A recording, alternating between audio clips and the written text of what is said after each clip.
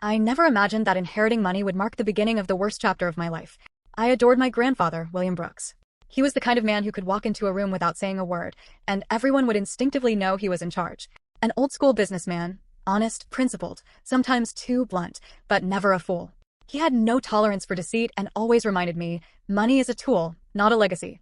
Your actions are your legacy. He passed away when I was 33. I had been married to Jake for 10 years by then, and our daughter Sophie had just started first grade. We had everything we needed: a spacious home in Greenwich, weekend trips to Cape Cod, a private school for Sophie. We weren't millionaires, but Jake ran a solid IT infrastructure business, and I worked part-time as a consultant for a nonprofit. We didn't count every dollar, but we weren't buying diamonds like candy either. After Grandpa's funeral, I learned that he'd left me $5 million, with one very specific condition. The money had to go into a trust fund for Sophie, which I would manage as trustee. Sophie wouldn't have access to the money until she turned 25. The documents were crystal clear. The money was not to be used for the benefit of the family, the parents, or any spouse. Only Sophie, and only when she came of age. I was grateful. I felt honored that he had trusted me with something so important, not just money, but the future security of our daughter. I saw no problem with the arrangement. On the contrary, it gave me a sense of purpose. Jake, however, wasn't thrilled. At first, he pretended to be supportive, saying, "It's amazing for Sophie." But within days, he started poking holes. He asked if we could maybe use a little of it to renovate the kitchen, claiming the old wiring was a fire hazard. I told him flat out no. It was against Grandpa's wishes. Jake sulked, but dropped it. That changed when his parents, Ronald and Linda, found out about the inheritance. I'm not sure how Jake told them, but it was clear they knew everything. Suddenly, they started showing up more often, dropping hints that family money should benefit the whole family. Ronald floated the idea of investing in a new restaurant his nephew Kyle was opening. Linda mentioned that her sister needed financial help for rehab, and she's family too, after all. I refused. Politely but firmly. That was when the real trouble began. First came the strange bills. A tax agent reached out, asking for documentation about the inheritance. Luckily, I was prepared. Our lawyer had filed everything properly. But Jake acted like it was a huge problem. This could trigger an audit, he warned. His panic seemed forced. It raised a red flag for me. Then Sophie started receiving extravagant gifts from Linda. A Tiffany bracelet. A brand new iPad. Bose headphones. It was excessive for an 8-year-old. I called Linda and asked her to stop spoiling Sophie like that. It felt manipulative. She snapped back that grandparents have the right to show love in their own way. Then came something even more disturbing. My former coworker and close friend, Alyssa, called to tell me she saw Jake having dinner downtown with a younger woman. Definitely not me. They weren't touching, but the way they acted wasn't platonic. I didn't want to believe it. But after that, I started noticing things. Jake would hide his phone when I walked into the room. He started coming home later and later. I couldn't prove he was cheating, but I had a gut feeling. So I did something I never thought I would. I hired a private investigator. He worked fast. Within 3 weeks, I had a full report. Jake was in a relationship with a younger woman named Marley Hunter, 28, who worked at a company Jake had once contracted. Their affair had been going on for at least 6 months. I didn't confront him right away. I waited. In the meantime, I began combing through all our finances. And I found it. Jake had been siphoning money from our joint investment accounts, small amounts at first. $2,000 here, $3,000 there. Some of it went to a business account registered under Kyle's name. The rest? A separate account, completely controlled by Linda. I contacted our family attorney. Legally, I didn't have control over the joint investments without Jake's co-signature. But the trust fund? That was ironclad. I was relieved to learn Sophie's money was safe. That didn't stop Ronald and Linda. One afternoon, Sophie and I returned home to find the living room window slightly open. The TV was on, even though I'd turned it off before leaving. On the kitchen table was a folder, our notarized trust agreement, missing 2 pages. Someone had been in the house. I checked the security camera footage. There he was, Ronald, entering through the back door. Jake had clearly given him a key. I called the police, but nothing came of it. Jake said his father just wanted to check in on the renovation. No forced entry meant no charges. I knew I had to act. The next day, I went to the bank and moved all trust-related documents to a different safe deposit box. I replaced our lawyer with a specialist in asset protection. I tightened our home security. Then I sat Jake down and told him I knew about Marley. He didn't deny it. Said he felt unappreciated. That I only cared about the inheritance, not our marriage. It was disgusting. He didn't even apologize. Just looked at me with a cold kind of indifference. I asked him directly, "Is this about the money?" He didn't answer. The following week, I filed for divorce. That same day, I received a text from an unknown number. "You have no idea what you've started." I was terrified, but I didn't stop. I moved out with Sophie to a rental condo. Kept working with the lawyer. Installed a security system. And most importantly, I kept full control of the trust. But I knew this wasn't over. Jake and his family weren't going to give up. They were just getting started. And they were willing to go as far as it took, even if it meant destroying me. I thought filing for divorce would be the end of the power games. I was wrong. After I moved into the rental condo with Sophie, things were quiet for a few weeks. Jake didn't contact me except through his lawyer, and his parents didn't show up again. But the silence didn't feel like peace. It felt like something was brewing under the surface. And I was right. It started with a dinner invitation. Ronald and Linda called me directly, which they hadn't done in months. I didn't answer the first 3 times. On the 4th, I picked up. Ronald's voice was calm, too calm. He spoke like someone who was reading a script. "We've been thinking a lot, Emma. About what's best for Sophie. We want to talk. Just us. No lawyers. Would you consider having dinner with us this weekend?" I hesitated. Every cell in my body said no. But a small part of me thought, what if they're trying to settle things? What if they finally got the message that the trust isn't theirs to control? So, against my better judgment, I agreed. We met at a small, upscale Italian place they used to love dragging us to on Sundays. It felt surreal sitting across from them again, now as something closer to opponents than family. Linda wore pearls and a lavender blouse, just like she always did when she wanted to look innocent and disarming. Ronald was in his classic navy blazer, and the smug expression he reserved for when he thought he was being clever. They started with pleasantries, asked how Sophie was, whether she liked the new place, whether I was doing okay on my own. I just nodded and stayed polite. Then Ronald leaned forward and said, "We want to make amends. We talked it over, and we've decided to gift you and Jake our Miami home." I stared at him, unsure if I'd heard correctly. "The house in Coral Gables?" I asked. "Yes," Linda chimed in. "It's just sitting there, costing us money. It would be perfect for you and Sophie. A fresh start. You could keep it as an investment property or move there later. Either way, it's yours." I was speechless for a moment. It sounded almost generous. Too generous. "Why?" I asked slowly. Ronald smiled. "Well, let's just say, we hope you'd consider revisiting the terms of the trust. Not to cancel it, of course not, but maybe to allow for some flexibility. For family emergencies. Education. Health expenses. Things like that." I didn't say anything. Linda leaned in closer. "We're not trying to take anything from Sophie. We just believe that money shouldn't sit idle for 25 years. It could help her now. And you. And Jake." I set my fork down. "Let me think about it," I said. "I'll run it by my attorney." They looked at each other, then smiled like they'd won. When I got home, I didn't even wait for the morning. I called my lawyer, Hannah Rosenfeld, right then and there. She was a brutal, no-nonsense woman in her late 50s, with more courtroom wins than gray hairs. She told me to forward every detail of the conversation. The next day, she sent me a file. The Miami house did exist. It was technically valuable, yes, 4,200 square feet waterfront, with a guest house and dock access. Market value, somewhere between $2.70 and $3 million. But it had a mortgage. A massive one. Over $1.2 million still owed. And worse, a balloon payment of $350,000 due the following year. There were also 2 liens on the property, one from a construction company and another from a private lender, both under Ronald's name. It was a financial time bomb. The kicker? Jake had known about this for months. That part one learned from someone I didn't expect, Jake's former accountant, Patrick Lynn. Patrick reached out anonymously through my attorney, offering to meet in person. We met at a diner on the edge of town. He was maybe in his late 30s, wore rumpled khakis and a North Face jacket, and looked nervously over his shoulder the entire time we spoke. "I know this might come off badly," he said, "but I left Jake's company 6 weeks ago. Things were getting messy. Real messy. And I saw some things, financial things, that I couldn't ignore." "Like what?" I asked. He slid a folder across the table. "Jake was working with Ronald to offload that Miami house. He knew the mortgage situation. The plan was to pressure you into accepting it as a gift. If you agreed, they'd use that good faith transfer to argue in court that the trust terms had already been amended informally." I was stunned. "He was going to give me forged paperwork," Patrick continued. "Documents that made it look like you'd signed off on early access to trust funds." I refused. I quit the next day. I brought the folder to Hannah the next morning. She scanned the documents and shook her head in disbelief. "This isn't just manipulation," she said. "It's fraud. They're setting you up to look complicit." I felt sick. Then things got worse. One evening, as I picked Sophie up from her piano class, my rental car wouldn't start. I popped the hood, thinking it was just the battery. That's when I saw the wires. Cut cleanly. Someone had sabotaged it. I called roadside assistance, filed a police report, and took Sophie home by Uber. The cops took my statement but said there wasn't much they could do without footage. The next day, I got a call from Sophie's school. The principal, Ms. Behrens, told me a woman claiming to be Sophie's grandmother had shown up unannounced, asking to take her home early due to a family emergency. Thankfully, the staff followed protocol and refused. When I asked who it was, she hesitated. She said her name was Linda Brooks. I was shaking when I hung up. I called my lawyer and immediately filed for an emergency protective order against Linda. The school tightened their pickup policies.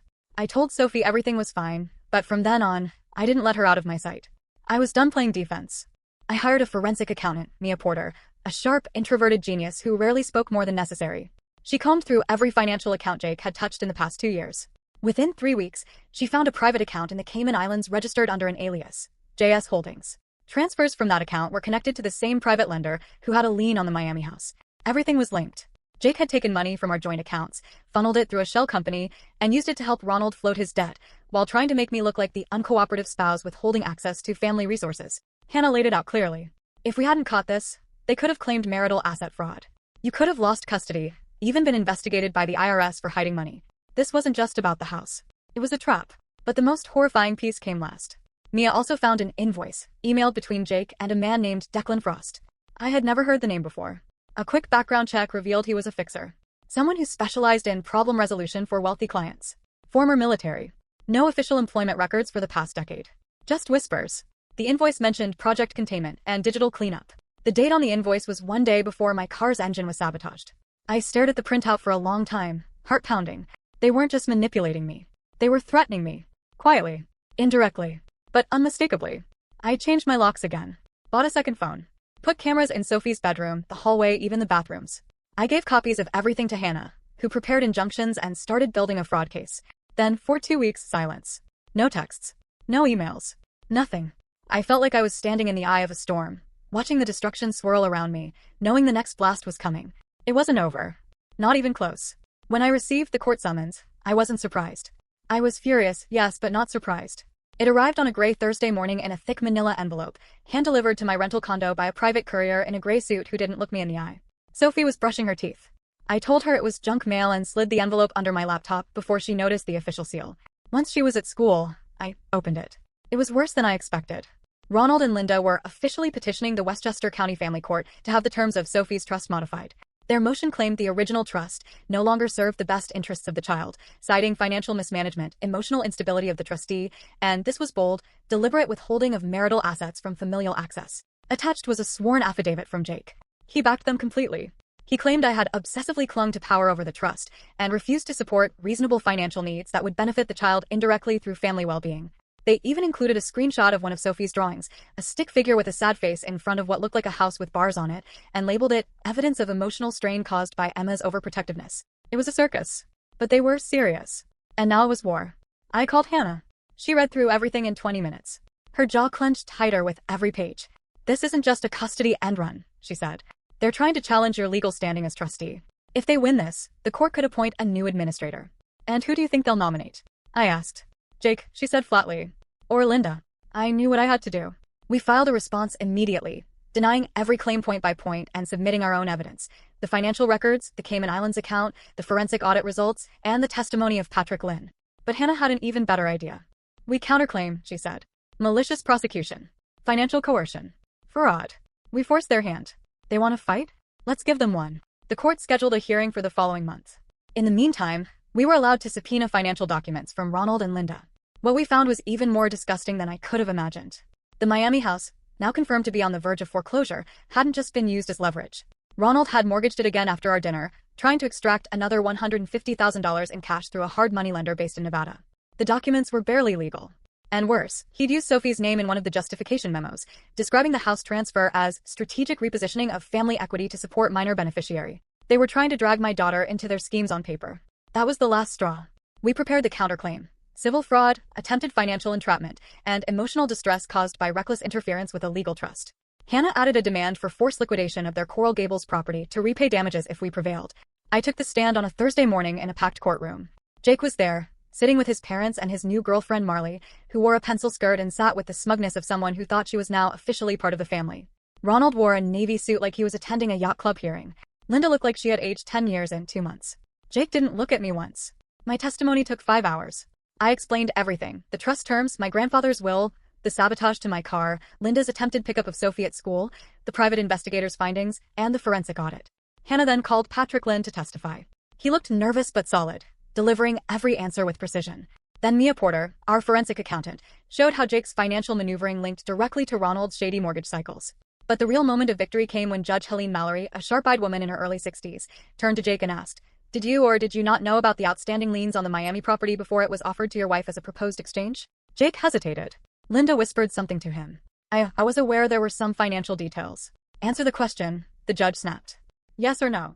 "Yes," he finally admitted. Judge Mallory nodded once, made a note, and looked at Ronald.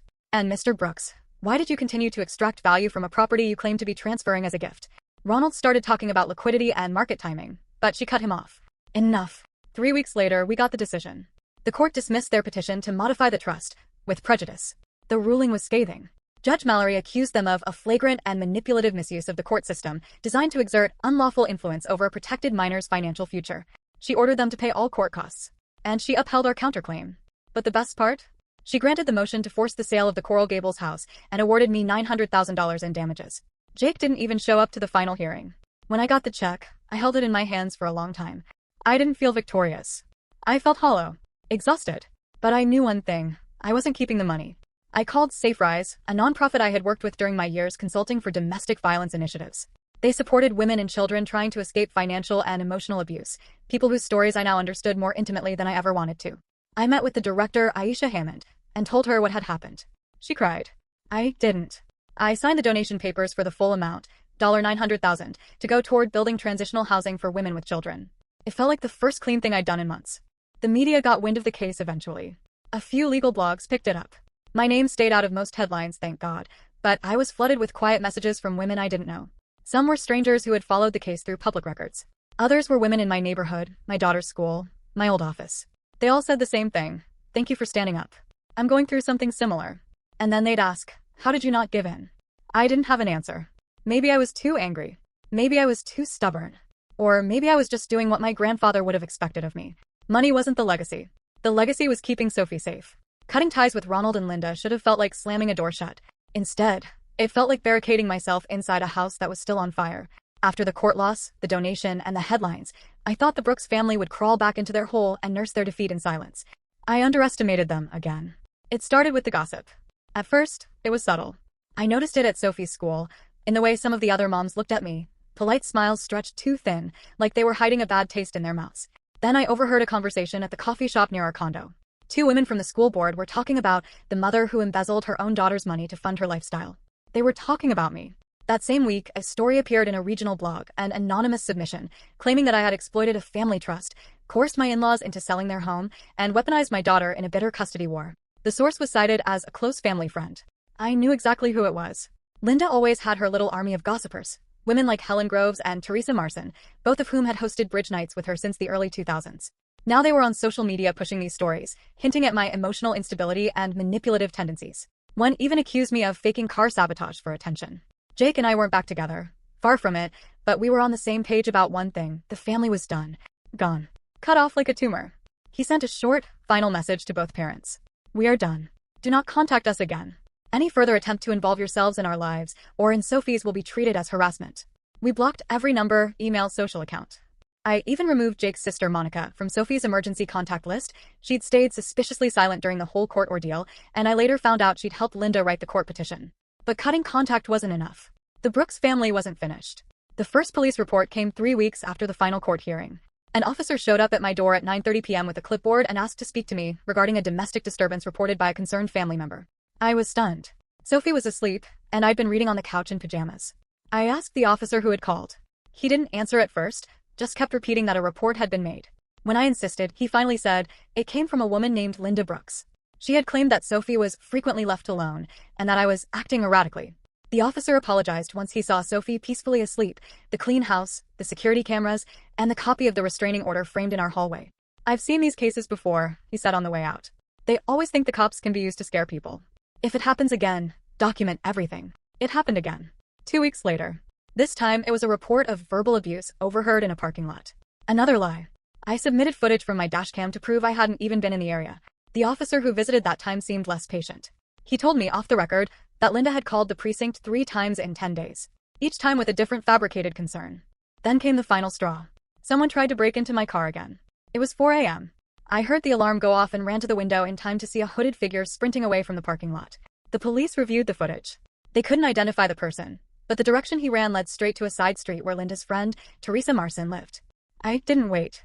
I filed a criminal complaint against Linda for false police reports, then updated the restraining order to include Ronald, Teresa, and even Monica. Hannah advised me to notify every institution Sophie was affiliated with, school, dentist, pediatrician, that no family members were to be allowed contact under any circumstances. Sophie didn't ask many questions. She was old enough to feel the tension, but I kept it as age-appropriate as possible. "Why don't we see Grandma anymore?" she asked one night. I paused. "Because Grandma made some choices that weren't very kind. And we need to keep our space to stay safe." She didn't ask again. But then something unexpected happened. People started coming forward. First it was Karen Avery, Jake's aunt on his mother's side. She'd always been quiet at family functions, usually stayed on the fringe, sipping wine and pretending not to hear the drama. She sent me a message on Facebook. "I know what they're saying about you. It's not true. I'm sorry I stayed silent before. If you need me to testify or submit a statement, I will." Then came Mark Clay, a former business associate of Ronald's. He emailed Hannah directly after reading the blog gossip, claiming he had documentation of Ronald falsifying income reports to secure business loans back in 2017. He didn't want money. He just hated watching a bully get away with it. But the most surprising message came from Kyle. Yes, that Kyle. Ronald's nephew. The one they wanted to use the trust money to help fund his restaurant. He showed up at my door. At first I didn't even recognize him. He'd gained weight, was wearing a cheap windbreaker, and looked nervous. I stepped outside, ready to call security. "I know you probably hate me," he started. "And you have every reason to. But I need to tell you something." I crossed my arms. "You've got 2 minutes. I didn't know about the mortgage scam. I didn't know what my uncle and Jake were planning. They just said they were helping me get started. But when I found out you sued them, and they lost, Ronald called me. He said if I told anyone how the money came through, I'd regret it. That they'd ruin my name." I didn't say anything. "I'm not proud of this," he continued. "But I recorded that call. And I think you should have it." He handed me a USB drive and left. Inside the audio, Ronald's voice was clear. He was instructing Kyle to lie if anyone from the court contacted him. He called me dangerous and manipulative, and warned Kyle that if he stepped out of line, they'd make it look like he took the money under false pretenses. Hannah was ecstatic. The drive went straight to the DA's office. And then, the dominoes began to fall. Monica withdrew from public life after her employer received a subpoena regarding her role in helping falsify documents for the court petition. Her LinkedIn account vanished. Her yoga studio removed her from their instructor list. Ronald's reputation in his local business community crumbled. 3 of his clients severed ties within 2 weeks. Linda's charity club stripped her of her title and barred her from hosting events. Even their allies, Helen, Teresa, the Marsons, slowly distanced themselves, deleting posts, deactivating accounts, pretending they'd never been involved. And the people who had once sat on the fence? They picked a side. My side. Jake and I, still estranged but united by war, quietly agreed. No more messages. No more second chances. We deleted every remaining contact tied to the Brooks name. Every birthday card from Ronald and Linda went into the shredder. Every photo came off the walls. Sophie's school records were updated again to reflect no living grandparents. It wasn't a clean break. It was scorched earth. And finally, quiet. No more midnight alarms. No more detectives. No more strange glances at school pickup. Just me, Sophie, and a safe, silent apartment. For the first time in over a year, I could breathe. There was no court date looming on the calendar. No silent tension humming through the house. No unmarked cars parked across the street or fake smiles from neighbors who had seen my life dragged through legal mud and social media filth. Just the sound of Sophie's laughter from the next room, and the quiet hum of the ceiling fan as the early spring sun poured in through the windows of our temporary beach house in Ocracoke, North Carolina. We'd chosen it on a whim. I found the place listed on a private rental site, run by a retired teacher named Nina Barrett. Her daughter, Kayla, had left the corporate world to manage vacation homes on the Outer Banks. They didn't ask questions, just handed us the keys and told us to relax. I hadn't felt that word, relax, in my bones in a long, long time. Jake had driven us down, surprisingly calm for someone who used to get antsy being in a car for longer than an hour. He'd spent most of the trip glancing at Sophie through the rearview mirror, as if relearning the shape of her. She was different now, talking in full sentences, asking curious questions about every tree, bird, and bridge we passed. The lawsuit, the trust war, all the betrayals had stolen time from all of us. He knew it. I saw it in his face. By the time we rolled up to the cottage, white shutters, a wide porch, just 10 minutes from the dunes, Sophie was bouncing with excitement. She thought we were moving, not vacationing, and I didn't correct her. She needed this fantasy as much as I did. That first night, we didn't unpack everything. We just opened the windows, cooked spaghetti, and watched the ocean. Jake and I sat at opposite ends of the couch, the silence between us heavier than it had been in months, but not hostile. Just unfamiliar. Like 2 people trying to figure out if they still knew each other. And then something simple happened. Sophie, giggling, stood up in the middle of the room, unsupported, and walked. Just like that. She walked from her toys to the edge of the couch, her arms slightly out for balance, her eyes locked on mine. I gasped. Jake stood up like he'd seen lightning strike inside the house. She's walking, I whispered. We both dropped to our knees and met her halfway. She fell into Jake's arms, squealing. And he started crying. Right there on the wood floor, holding our daughter. I hadn't seen Jake cry in years. Not when we bought our first home. Not even when his grandmother passed. But now, holding Sophie as she proudly showed off her new skill, he sobbed. I miss so much, he said through his hands. I was so fucking stupid. I didn't say anything. I just sat next to them and ran my fingers through Sophie's curls as she clapped and shouted, "Again! Again!" We stayed like that for a long time. Over the next few days, we let ourselves fall into something that almost resembled peace. We built sandcastles in the early morning when the beach was empty. I taught Sophie how to collect shells, and Jake taught her how to skim stones across the shallow waves. Every night, we grilled fish on the back porch and watched the stars come out, more of them than I'd seen in years. With no one around to judge, to whisper, or to sabotage, we felt almost invisible. Untouchable. Kayla, the property manager, stopped by on the third day to check on us. She brought her 6-year-old son Mason, who immediately bonded with Sophie over a shared obsession with dragon stickers. While the kids played, Kayla asked gently, "Y'all look like you've been through something." I didn't lie. Not exactly. "We needed a break from the noise," I said. She nodded. "Well, you've come to the right place. No one here cares about anything but weather, fish, and whether the internet holds up during thunderstorms." I smiled for real for the first time in months. Then I did something unexpected. I asked Jake to come for a walk with me. Just the two of us. Sophie stayed with Kayla and Mason, chasing butterflies in the dunes. We walked for nearly an hour, not saying much. Just the crunch of sand beneath our shoes and the waves rolling in behind us. Eventually, Jake broke the silence. "I know I can't take it all back," he said. "But I need you to know I see it now. All of it. What I did. What I let them do. I didn't protect you. I didn't protect her." "You were too busy protecting yourself," I replied. He nodded. "Yeah, I was." I stopped walking. "So what now?" He looked out at the water. "I don't expect you to forgive me. But I want to be part of her life. I want to be present. No more passive parenting. No more hiding behind work or excuses. And I'll do whatever it takes to rebuild trust. With you. With Sophie. With myself." I didn't answer right away. I just kept walking. And he followed. Back at the house after dinner, I took out the secure laptop I kept locked in a case, the one linked to the trust records, my private accounts, and every legal document related to Sophie's future. I spent the night reviewing everything. By 3 a.m., I'd made my decision. I wasn't going to wait for the world to implode again. The next morning, I called Hannah and asked her to help me restructure my own estate, not just the trust. I wanted to build a secondary protection fund under my own name, one that no court could touch without a federal-level breach. I wanted layers of security, fail-safes, and a personal legal firewall so strong no one could ever try what Ronald and Linda did again. And I included Jake in it. Not as a beneficiary, but as a limited access guardian in case of emergency, with clearly defined roles and conditions. I laid out every scenario, every clause. If he disappeared again, the access would lock. If he violated any custody or legal terms, he'd be removed from all documentation permanently. To his credit, when I told him, he didn't argue. "Good," he said. "Smart. Do it." And I did. While Hannah and her team worked through the logistics, I also began reaching out to a new set of professionals. This time, ones focused on the future, not the fallout. I hired an education consultant to build a 20-year academic plan for Sophie, including private tutoring options, scholarship paths, and international exchange opportunities. I met with an architect about designing a future home, something just ours, not tainted by memories or shared ownership drama. And for myself, I quietly opened a small consultancy again, Emma Brooks Strategies. Just me, a laptop, and 3 new clients within the first month. It felt like breathing new air. I had been buried for so long in defense. It felt exhilarating to build again. We stayed at the beach house for 3 more weeks. Sophie made a friend down the road, Isabel, a precocious 7-year-old who taught her how to dig sea creature traps. Jake cooked breakfast every morning. I swam in the ocean for the first time in years, letting the salt sting my skin like a ritual cleansing. I felt like I was washing off the ghosts of courtrooms and restraining orders.